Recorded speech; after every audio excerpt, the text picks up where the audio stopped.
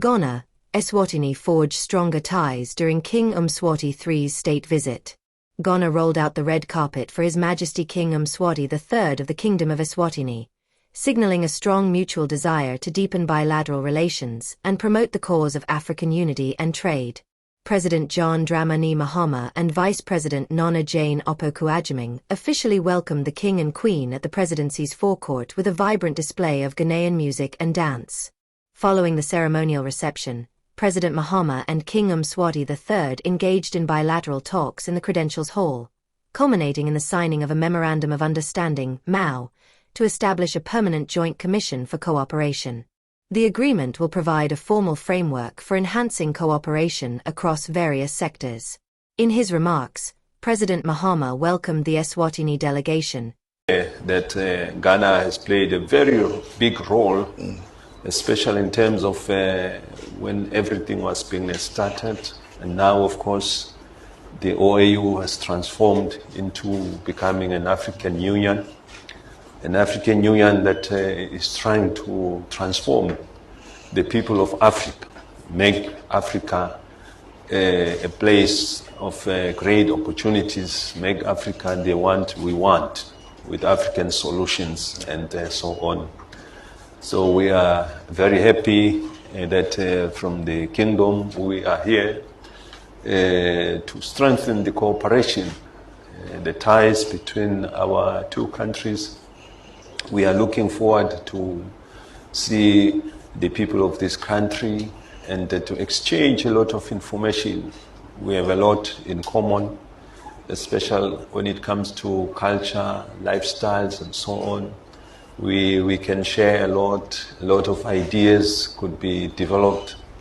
Trade, of course, goes amongst other things as the African Continental Free Trade Area is trying to promote trade within Africa, that let's trade more with African. Emphasizing the significance of the visit in cementing the existing ties. We're very honored to have you on this visit, President Mahama stated. We believe that this visit would cement the ties and relationship between our two countries. President Mahama highlighted Ghana's historical role as the first sub-Saharan nation to gain independence and its contribution to liberation struggles across the continent, welcoming the king to the country of freedom and justice. He reiterated Ghana's commitment to fostering closer ties among African nations, recalling the vision of Ghana's first president, Dr. Kwame Nkrumah, for African unity. The Ghanaian president also emphasized the importance of the African Continental Free Trade Area, AfCFTA, protocol, which Ghana has ratified. The protocol enables the free movement of goods and services across African markets. He hoped the bilateral discussions would strengthen cooperation and leverage the opportunities presented by the AfCFTA. Your visit and the bilateral discussion that will take place after will form the framework for the cooperation between our two countries, President Mahama remarked. President Mahama also stated that the king's visit would feature a significant cultural exchange. The king is scheduled to visit the Ashanti Kingdom to meet his brother, His Royal Majesty the Asantehene Otumfour Osei Tutu II, who had previously visited the presidency in anticipation of the king's arrival.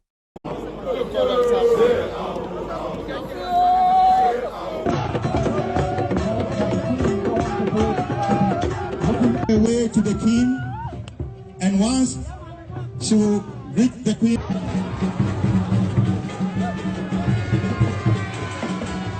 History was made in Kumasi, Ghana, as two great monarchs met in a celebration of African unity, diplomacy, and heritage. His Majesty King Mswati III of Eswatini touched down in Ghana for a state visit that will be remembered for generations. The King of Eswatini, known for being Africa's last absolute monarch, arrived to a warm Ghanaian welcome. His mission: to strengthen the bonds between Eswatini and Ghana, and explore new avenues for cultural, economic, and diplomatic cooperation. But the highlight of his visit was in the heartland of Asantman, where tradition speaks louder than words. His Majesty Otumfour Osei Tutu II, King of the Ashanti Kingdom, rolled out a grand cultural Durbar in honor of his royal guest. In a royal display that blended history, reverence, and spectacle, Otumfour made a grand entrance, adorned in resplendent kent, gold ornaments, and followed by the rhythmic chants of the court linguists and the beat of the Otumfour drums. This was more than a Durbar, it was a spiritual meeting of kingdoms. The ceremony showcased unity, the pride of black royalty, and the unbroken lineage of African leadership that continues to inspire both tradition and modern governance. Both kings emphasized the importance of intra-African collaboration, from trade to education, culture to innovation. As Otumfour put it, Africa must look inward to grow outward. Our partnerships must begin with ourselves. From the drumbeats of Kumasi to the harmonies of Mbabane, the spirit of Africa echoed strong and proud. The Eswatini delegation also dazzled with their traditional regalia and dance, symbolizing the bridge being built between South and West Africa.